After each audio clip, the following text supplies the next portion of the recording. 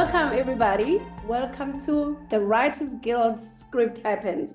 This is the first, and we are very excited to present our first podcast of Writers Guild.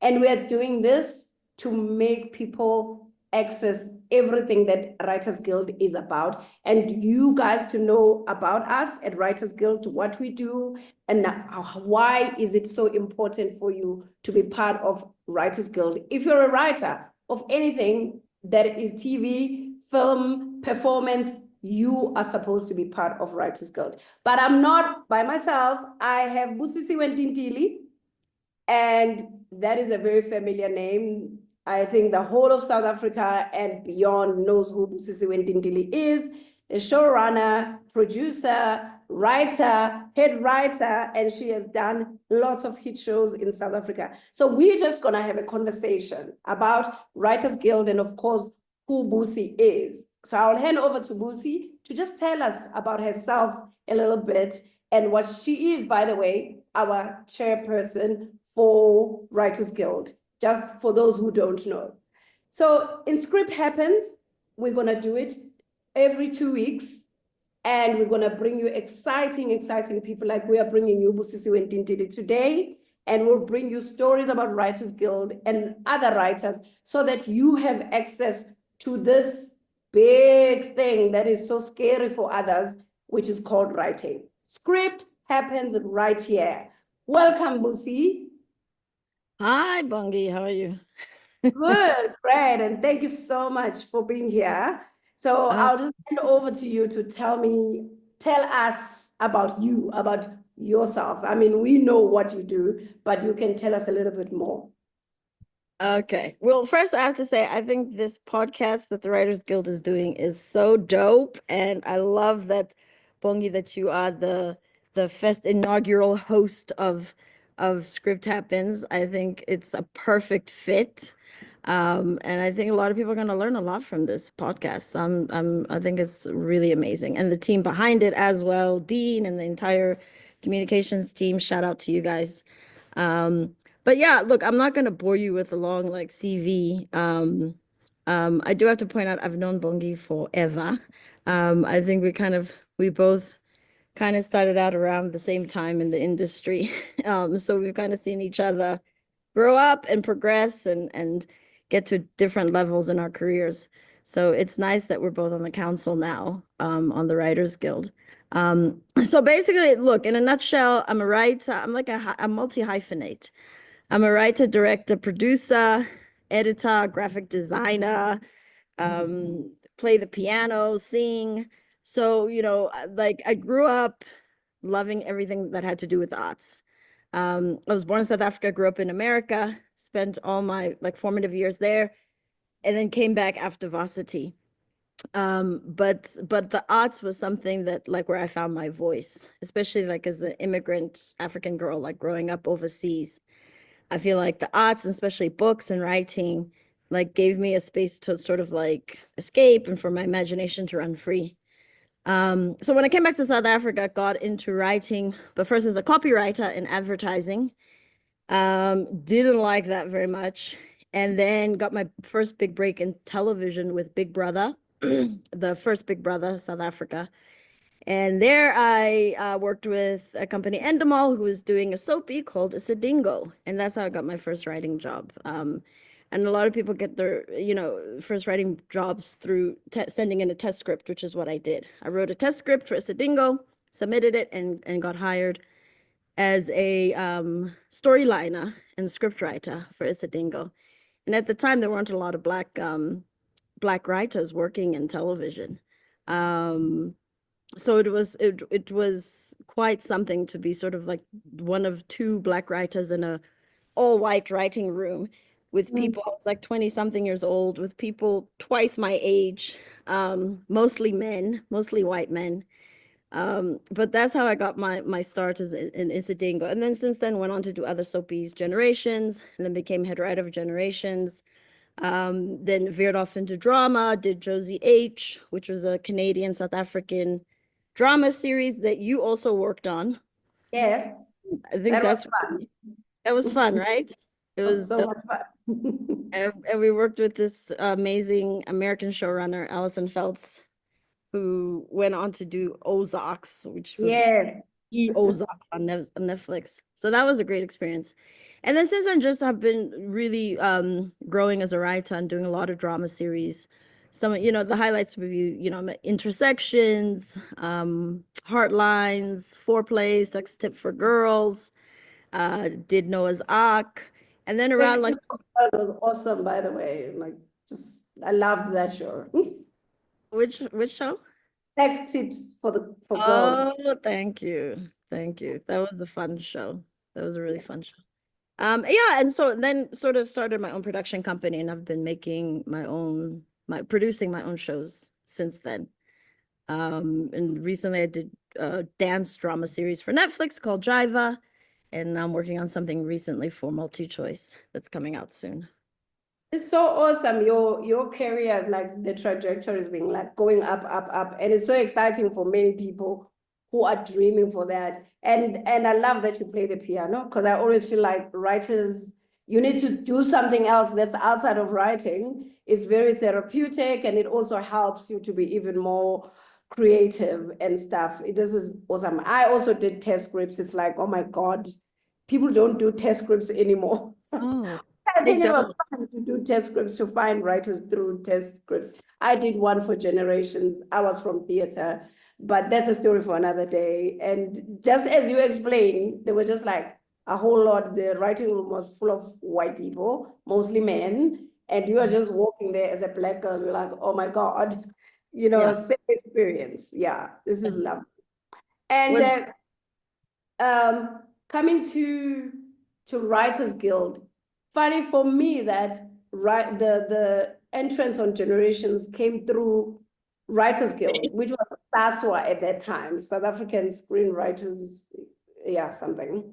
And so they're the ones who were approached, I think, by SABC or the producers of Generations to like, let's find Black writers. And then they through SASWA, we had to write test scripts and stuff like that. And that's how it happened. And then it turned into Writers Guild, which is the part of the history of Writers Guild.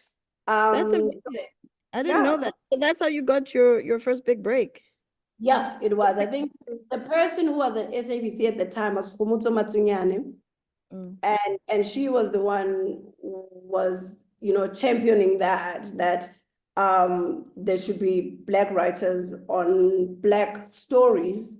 So I think they asked South African SASWA at that time to look out for those writers. And I was writing in theater, and probably somebody saw a play that I had written at the Market Theater, and they were like, "Oh, there's somebody who could possibly do that." And I did a test script, and I got in. And then I joined SASWA at that time because, of course, they brought us in. Yeah. And we went through training, of course. It was sort of like a training program and cutting people down until there was only 8 of us left, and then 4 of us left. And then we were just there, into the Generations writing room as interns at first. Mm. Yeah. Mm. Yeah. That's So amazing. So your history goes way back with Writers Guild then. it does. And then it changed into Writers Guild later on. Yeah. Yeah, which was interesting. That's part of the history of Writers Guild. It was SASU. And then it formed when Tandy Brewer and I think it was Tandy Brewer, Tracy Lee, they formed it, made it a guild, so that we are on par with the world, what's happening internationally in the world. And they changed it into a guild, which is now what it is. Mm-hmm. My membership has been like in and out. But here I am being the vice chair. Now you're back. Yeah, I mean my history with the Writers Guild is more recent than yours. So I joined 2023. Yeah, 2023. So it's basically 2 years ago, which is embarrassing to admit, but I'll admit it. But I think what I experienced was what a lot of writers who are working in the industry experience. I think there's two sides. There's the side of professional writers like you, and I know other friends and colleagues who had been part of the guild, and they would dip in and dip out and dip in and dip out. And then others of us were just like in our little holes, like trying, like I was just hustling, and just like working, you know. And I'll be honest, people had said in the past, "Oh, why didn't you join the guild?" And I thought to myself, "But what? Like, why?" Like, I didn't understand what the guild would do for me Talk at that about that. time. Yeah. Yeah, but it's still happening where people say, why must I join the Writers Guild? And Mm. I mean, I also felt the same way because I mean, there were things that you feel like, oh, the Writers Guild should help me, you know, with contractual things and stuff like that. And sometimes you feel like you are not being helped. But as I grew in the years in the Writers Guild, I realized that if we are not coming to the Writers Guild, it will not be able to be powerful and be able to organize the industry, especially for the writers, and to fight for our rights and to have writers being heard. But it's a thing that's still continuing now, where people say, what will the guild do for me? Yeah. Can't do Yeah. anything for you if you are outside there. You have to come so that you can see. I mean, you know now, what is it that you've experienced, and you're like, it's very important for writers to be part of it. Yeah. No, look, definitely. Like in the past 2 years, like I've like learned so much from being part of the guild. And the truth of the matter is, like when I joined, um, a colleague who was part of the council at the time was like, she was actively trying to recruit, sort of other high profile writers to join. So she asked me to join. She tricked me, and then in the first meeting, we were doing like the general meeting with members. Yes. And then I was voted in the council, and the next thing I'm the chairperson. I'm like, Like, I won't name her name. Like, you tricked me. But at the time I realized, you know what, like I've been fighting battles that I know you've also been fighting your whole career by myself. I've been fighting these battles by myself, job to job, producer to producer, fighting for me, fighting for other writers, but really doing it on my own. And now that I've joined, I realize no, there's strength in unity and there's strength in numbers. And we don't have to fight by ourselves. Like the industry is atrocious. The way writers are treated is atrocious. And I don't want other young writers to go through the same experiences I went through or that you went through. And so that's why it's important for people, who have been in this industry for long, like we have, to be part of the guild. Because it gives it legitimacy. It makes people pay attention to it, especially like key stakeholders. So I think it's been amazing. But apart from even that, just like finding a community of writers has also been amazing, because that's the other part about being a writer is it can be very lonely. Like you're sitting by, yeah, Yeah. very isolating. And I found just like having other writers to talk to, or even just share experiences with each other, like, oh my gosh, you went through that same thing. Oh, you worked with that same horrible producer, or like just sharing our war stories. You're able to get insights from other people. They learn from you, you learn from them. And the younger generations, obviously, they learn from all of it. So yeah, it's been amazing. And also just to learn what is happening, because I think we don't have information. I mean, I know many writers who get contracts and they just sign a contract. They haven't even read it. They don't Yeah. even know how to read it. And when you're in Writers Guild, you have people who have the knowledge, who will take you through it, who will help you to even think about the contracts that you sign.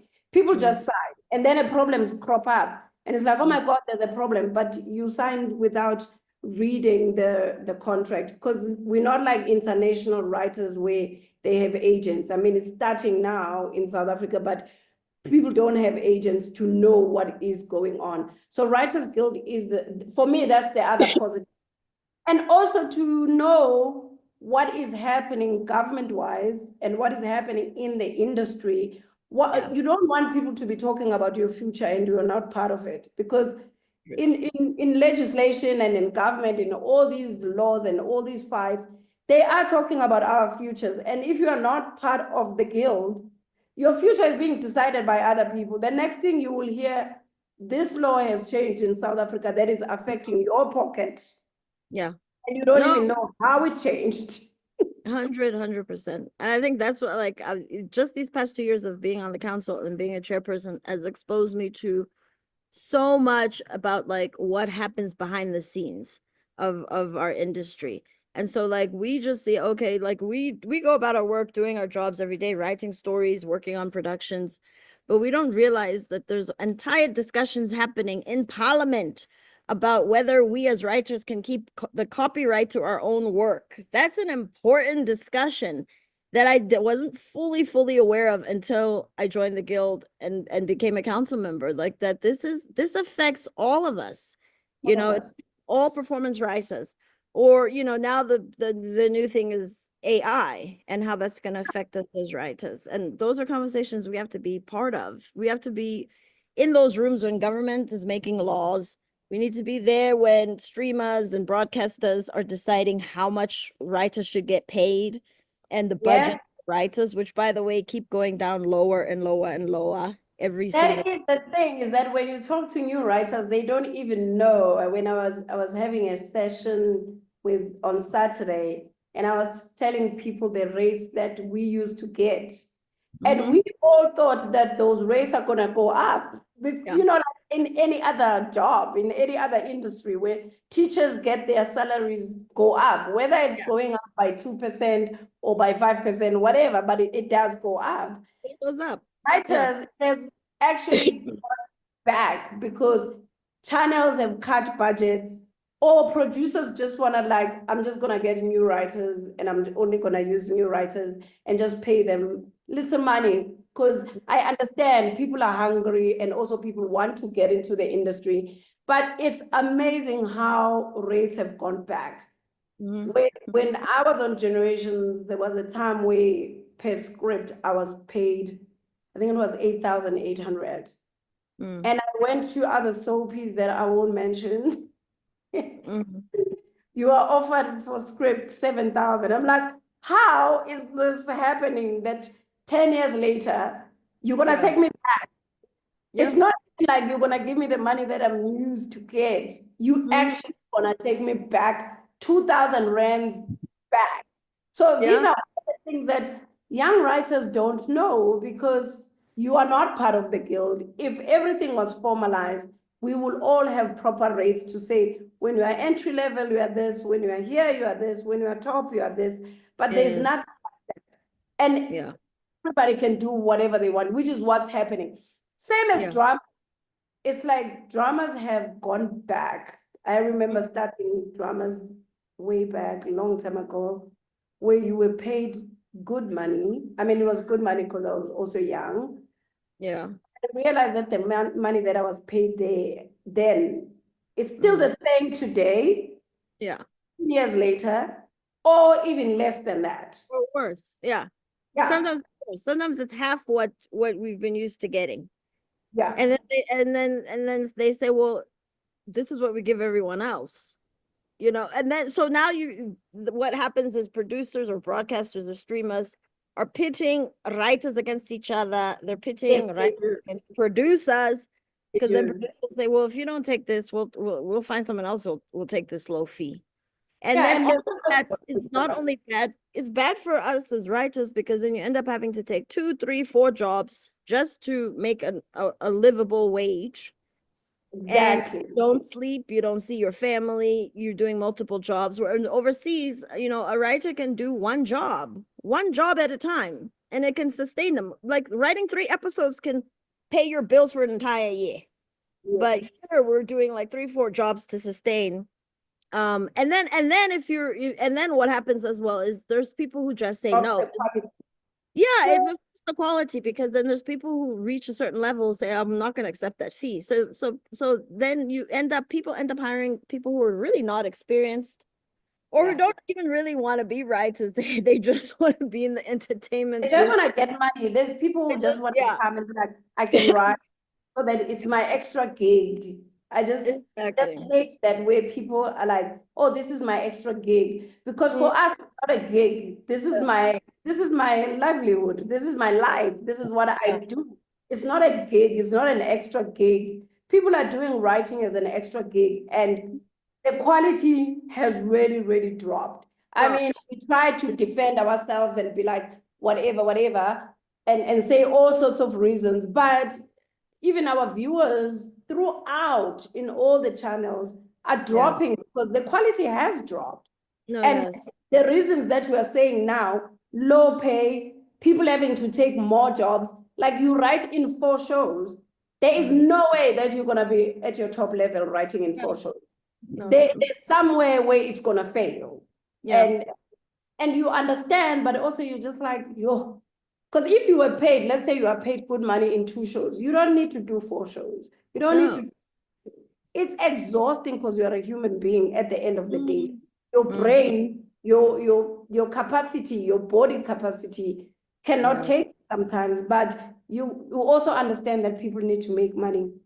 But the quality has dropped throughout. We can deny it and make all the reasons, because they're all the reasons that people say why the viewership is dropping. But it's dropping because also the writing has dropped. If you compare the writing 20 years ago to now, literally, it's a vast drop. No, 100%. 100%. Yeah. And I think that's the, part of the work that we're doing at the Guild is trying to fight for writers. So I mean, at the Guild, we really are 3 sort of pillars of work is to protect, empower, and develop writers. And so the protect part of it is really like fighting for writers' rights as laborers in the industry, fighting for their rights in terms of fair wages, fair working conditions, for them to keep their copyright. So there's like the protect side of it, contracts, all that kind of stuff.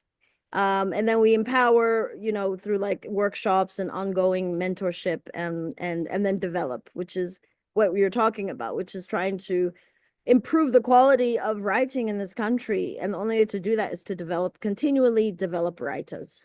Yeah, definitely. And that is also just to make an example for people, because to see it is like if your mother or your father is a teacher or a nurse or a doctor or somebody in your family, even a person who works as a helper at somebody's house, they've got rights. And here you are with your degree, with your experience, you don't have any rights. That cannot be a correct thing. You can just be fired at any time. You can't go to CCMA. You can't report to anybody. People can take your IP. You can't fight for it because we are not protected. So I just want to say that so that people can see the picture of how we need to be part of these guilds so that we can fight for those things. If you think of your relatives who are in other jobs, they are protected by some union if anything happens in their jobs. Here you are with your experience and your education and your everything, you are not protected. And that's the reality and the sad part. Yeah. But moving to like greater things, like I want to ask you, what is your favorite local screenwriters? Oh, that's a good question. Well, look, I already know. Listen, obviously I'm gonna start with myself, because if you don't love yourself, who else is gonna love yourself would love you? So yeah, I would definitely be in the top 2 of my favorite writers. You would also be up there at the top of my favorite writers. I think you've done some really amazing, bold storytelling, and also taken risks and done stuff that like we haven't done in South Africa before. I remember the show you did you wrote about sex workers. And I was like, what? What was it called again? It was called Erased. Yes, I remember. I wish we had money to do a second season, because the stories were not finished in that show. They weren't. They weren't. And I was like, this is so bold and like it's so amazing. And also to see women and like that in that sort of leading role. And it wasn't like you weren't looking down on them, you weren't judging them. Like like I love storytelling like that, that's brave and that like wants to push the boundaries. So definitely you. And look, I've worked with so many like amazing writers over the years as well. Bakang Sipa Jane, she's like my go-to writer who I hire for almost anything and everything that I can. There's Loazi Muzi, There's so many. Who are some of your favorites? Well, my favorite, you are up there as well, but Chisanga, because besides that, she's my friend, but because she interrogates things and she Yeah. gets me straight in my head, and Yeah. she's very honest and she's bold. And also Lwazi as well. I admire her. I've watched her work. Neosphere, those are the young people that I also enjoy. Yeah. Neosphere, I love so much, and I think she's gonna thrive even more. She's one of the people that, South Africa should really pay respect to. Tuli Yeah. Zuma, I worked with her when I was on Uzalo and we did a hostel together. And that was the awesomest time. She was still starting out at that time, and I can see now she's done bigger and greater things and lovely. And Mitzi Poisons, I Mitzi. love Mitzi Poison because she was on Isidingo, and I used to watch Isidingo just to learn. She Like, was my boss on Isadingo. She was the head writer. Yeah, she I was used an to watch amazing.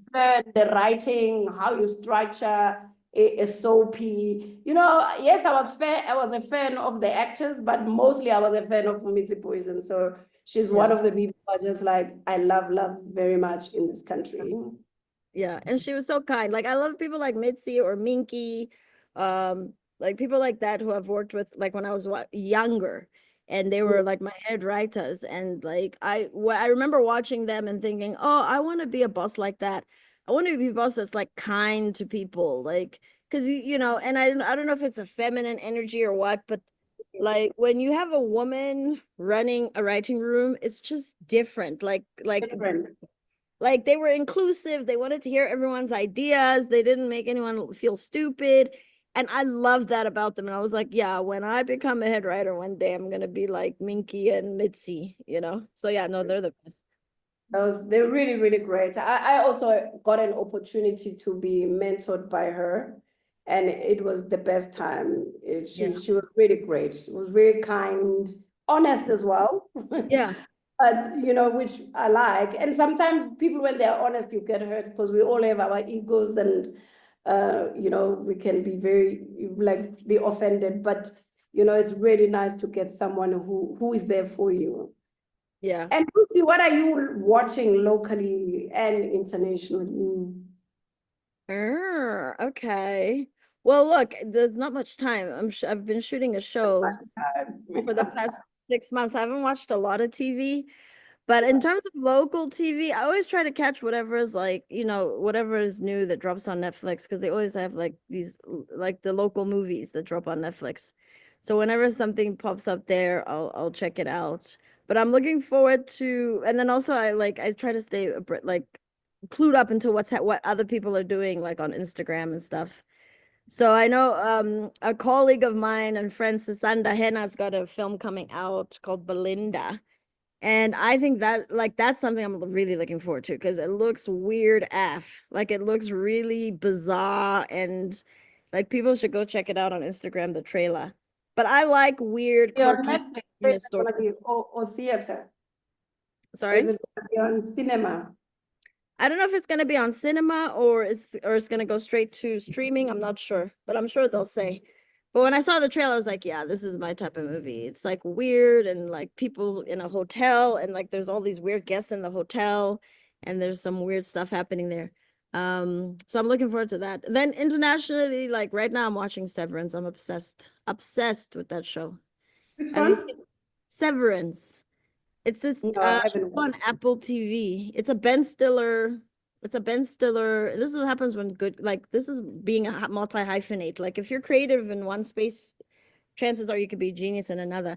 Ben Stiller, the actor who was a comedic actor, who knew he was like Yeah. a brilliant genius like this. He's made a sci-fi show, and this is the second season. But like all the black nerds, like we're all united around this show because there's not a lot of TV for us. Like No, if you're a nerd, like there's not a lot of like intellectual tele something that, yeah.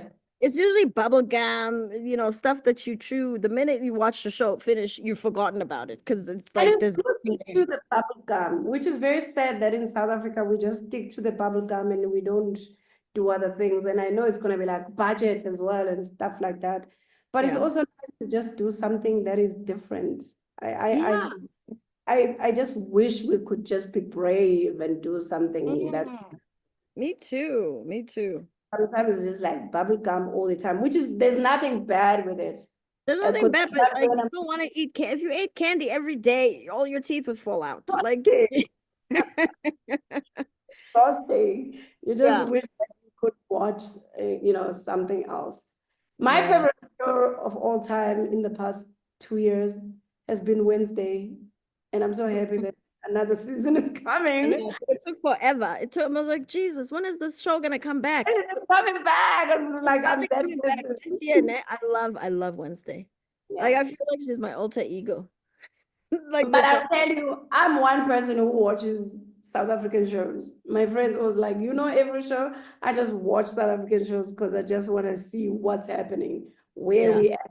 Even the terrible ones, I do watch, or even if I don't finish the season, but I do watch just to Yeah. get the sense of what it is. And so yeah, I watch a lot of local. Like I can't Yeah. say that I love all of it. Whether it's streaming or just the Well, I usual. like well, I don't care if it's American, British, or if it's bad, I can't. Like I can't, I don't have this. You just have no I capacity can't for do it. bad. No, I'll try.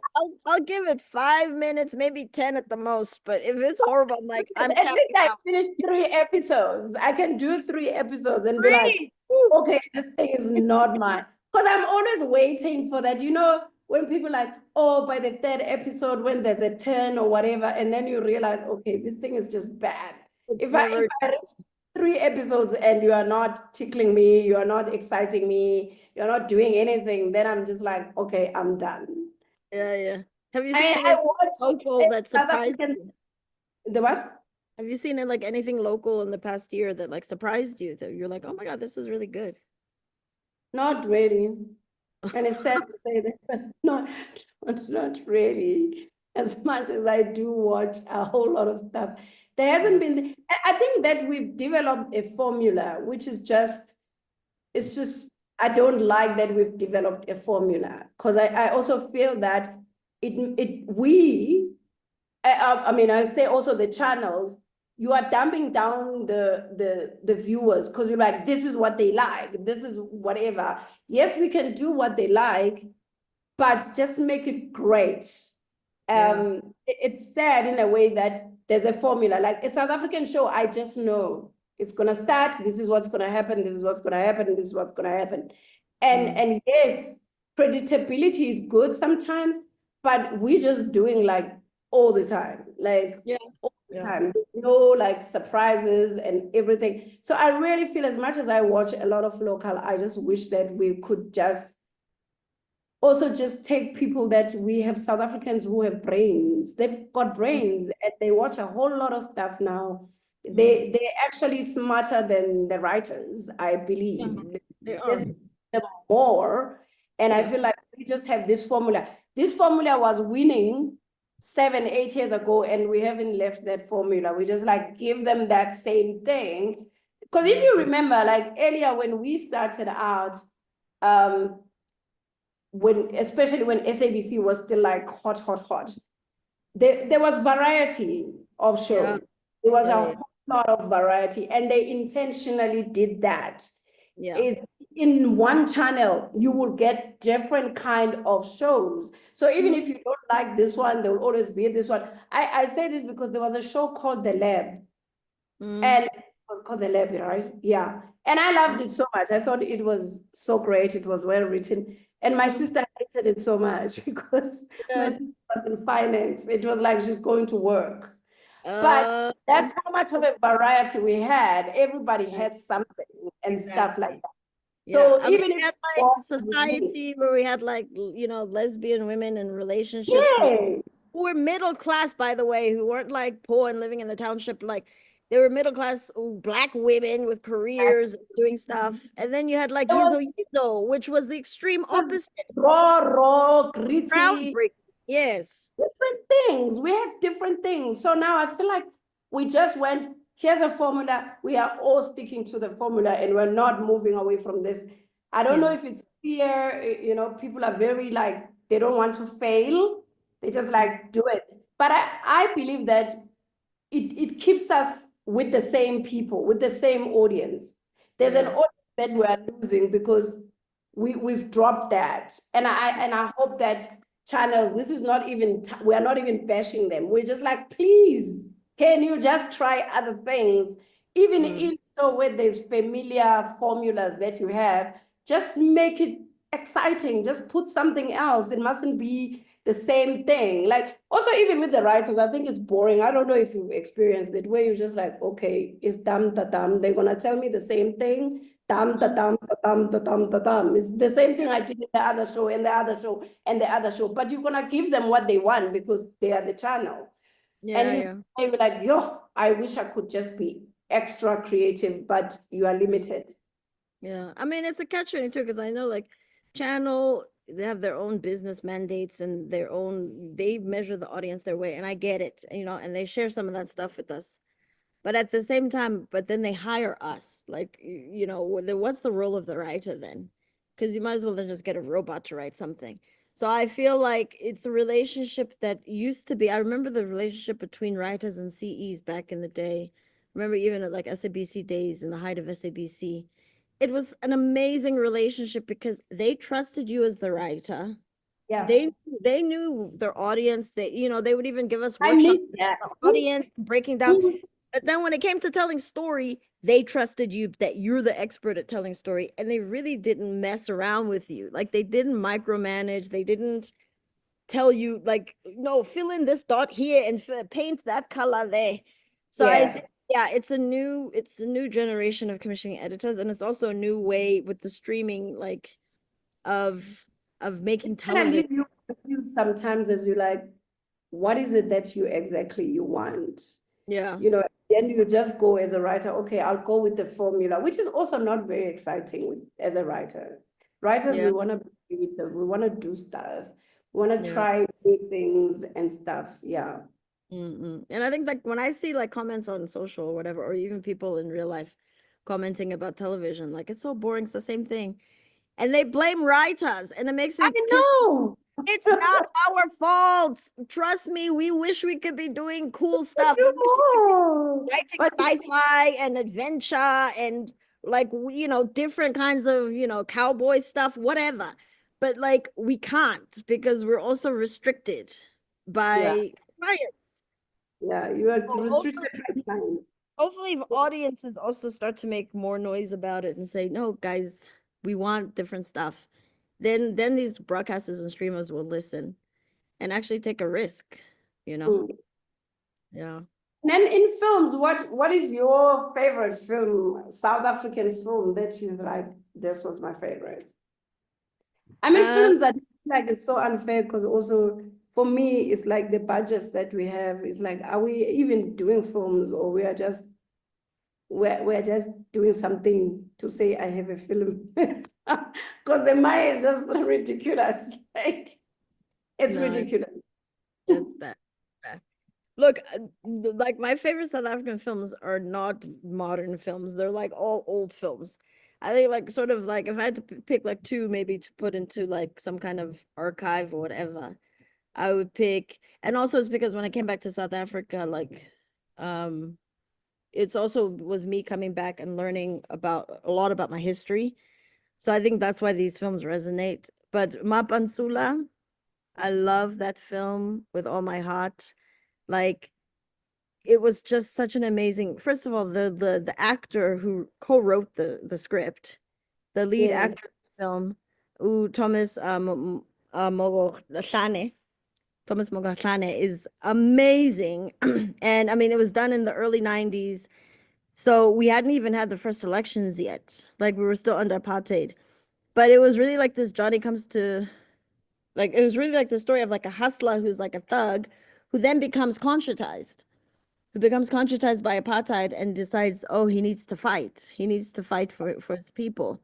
So I just thought that was an amazing, amazing performance and an amazing story. And then the other one is Maibui Africa, which was you know that one. Ah, that movie. I know Mapantsula wasn't my favorite, but I can hear what you're saying. But my boy, I loved it. Baibuya is probably my top South African movie. I mean, 1960s it was made, 1960 it debuted. But you've got Mary Makeba, a young Mary Makeba, you've got For Khan Temple, all those, you got Louis from the Nkosi, you like all these literary and like musical giants in this movie, like when they were at their height of their and this was right before the 1960 massacre. And like after that, a lot of these icons were murdered. yes, And after this movie came out, Mary Makeba went into exile. She went to America and never came back. Like she was forced into exile. And even the way that the film was made, they had to shoot it in secret because yeah. black people weren't allowed to shoot shoot anything. So it's But just also don't you miss that kind of filmmaking? I'm just saying that just telling our stories, because I mean I know that we adopted the Rainbow Nation kind of thing. And I feel yeah, like we're not telling the truth in our stories anymore because yeah, we have to be so politically correct. We have to be so, you can't blame people. You can't feel like you are blaming people. You can't feel like you are hating or whatever. Whereas in that era, because we had one thing that we were fighting for, which was apartheid, yeah. it was truthful. I find that now movies are just not truthful. It's just like They're fluff, fake. Yeah, like fake. yeah, It's like we're not really. That's why I don't have a favorite movie for now. yeah. It's like so fake. Like my goodness, can we tell the real things that happen in South Africa? But you Mm. can't because even our funders, you have to be careful what you say. Everybody's just, and other countries are not. They just say what they say. Bold. I mean, you got people like in Palestine making movies about what's happening in Gaza, and they're being bold. Like you have people doing like whatever, like really dangerous stories. And Tina, like I think we've gotten too soft. I agree. It's the funding thing, because if you Mm, offend the wrong people, you're definitely not going to get funding. But then I think we've also, as filmmakers, lost that spirit that they had back then, which is like DIY, just do it yourself. yourself, Like yes. figure it out. Like I know I get in a comfort zone, and I've decided, F it. Oh, definitely. I decided this year I'm doing an independent movie. I don't care. Even if it's dirt cheap and it costs 5 rand, I'm gonna do it. Fine. That's where I'm at. As I'm like, shoot your independent movie. Like, Yeah. don't even bother about funding. Just, even if you shoot it over 5 months, it's okay. Okay. You shoot it every weekend and then during Yes, the week, people go to their day job. It's fine. Because that's the but only way you can say what you want to say. The minute you have someone paying your bills, they're gonna censor they'll tell you. you. Yeah, Yeah. unfortunately, they'll tell you what to write. Yeah. Yeah, like that. I'm saying that I don't really have a favorite because I just feel like we haven't written South African stories. That's what I feel. We Mm, are writing this fake South African story that we must all be kumbaya mm, together. That's mm. what I feel. So there's nothing that excites me with local movies. Yeah. And to end now, coming to an end, what would be your advice to emerging writers? I think my advice would be one, be curious about life and about other people. Like I don't Nothing makes a worse writer than someone who doesn't care about the world around them. Yes. Like you're gonna be the most boring writer. So like be curious, try to find out about how other people live, try to, eavesdrop on people's conversations, learn about things outside of just the one thing you know. Like if you're obsessed with hip hop, try to find out about something else Oh, besides, about it. Yeah. yeah, more about it. So I'd say be curious. I'd also say be bold. Um, like, this industry's tough. I'm not gonna lie, it's not for the faint of heart. Yeah. Um, and so if you don't believe in yourself, you really can't expect other people to believe in you.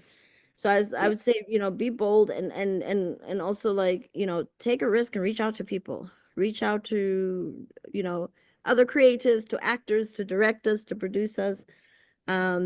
And then do it yourself, because your first job might not be a big telenovela or a big show, but that doesn't mean you should be sitting doing nothing while you're still honing your craft. And like you say, someone spotted your play in your theater play, and they were like, "Wow, this girl is amazing." So if you hadn't been doing that, no one would have seen you. Exactly. So do stuff like make short films on the weekends, even if they're crappy and low budget. Who cares? But yeah, like just be bold and go out there. And then the last thing I would say is try to find your own voice. Like I think what you've been talking about as well, about a lot of shows looking the same. It's like they are looking the same, and like I feel like a lot of shows also are like imitating American stuff. Some of that is also like the streamers literally copying and pasting shows from other regions and then copying and pasting them, which drives me nuts. But also, I think like writers start to think like they'll see a show on TV, they see it's a hit, and then they think, "Oh, I must do that." And even when I talk to commissioning editors, they say they don't want that. They don't want the same thing that's already been on TV, and they keep finding that people keep submitting a version of something that's already been a hit on TV, and they're desperate for different kind of content as well. And also just to add on that, I just feel also we are losing the young audience because of that, because they just like, this is boring, this is boring, this is boring. And they're gonna keep saying that. 10 years later, that young audience, that 15-year-old is 25 years old. They're not watching us at all. So there won't be any people watching us because we keep doing the things that are boring them, and they're gonna get used to go to international stuff because they can access it very easily now. And then they will end up not watching South African stuff at all. Then we'll run out of audiences because they are growing up. The person who's 18 today, 10 years later is gonna be 28. And they are the audience that we want. And we're not gonna have them because we are not doing things that is capturing them right now. Like if you think of SABC at that time, there was even Soul Buddies, which was children. It captured the young people at that time. Where are the kids programming? Where are the kids program? Where is that audience? Yes, to grow into like, then I'm gonna grow into watching the other shows and stuff like that. But also just to add to, for me, emerging writers, like very, very much what you're saying, find your voice, but also hard work.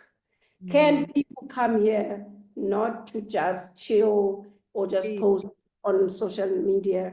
Just do the work.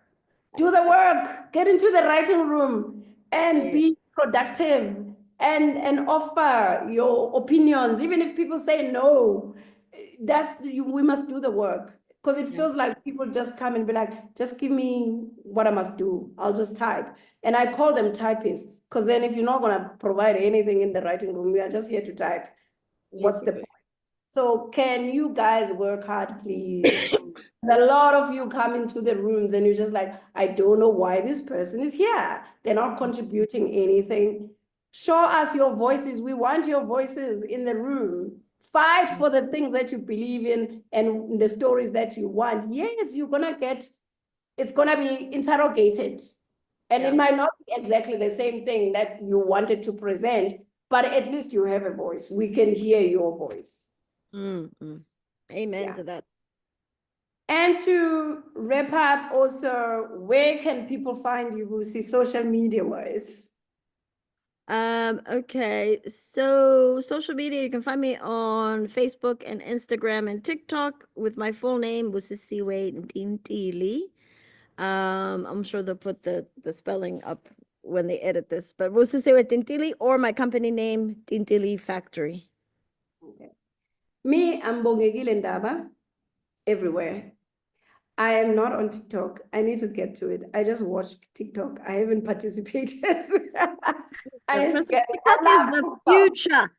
I know. I love it. I watch it all the time, and it has given me so much content, things to think about.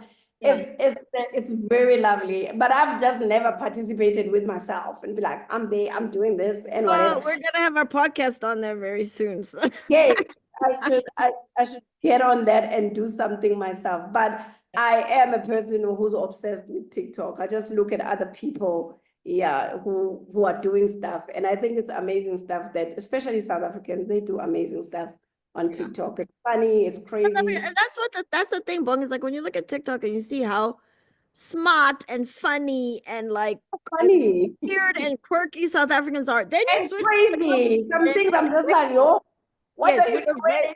You're a crazy people. And then you switch on a television, you're like, hey, Bana, but this is not the same world. Exciting. I'd rather go back to TikTok than watch a show, you know.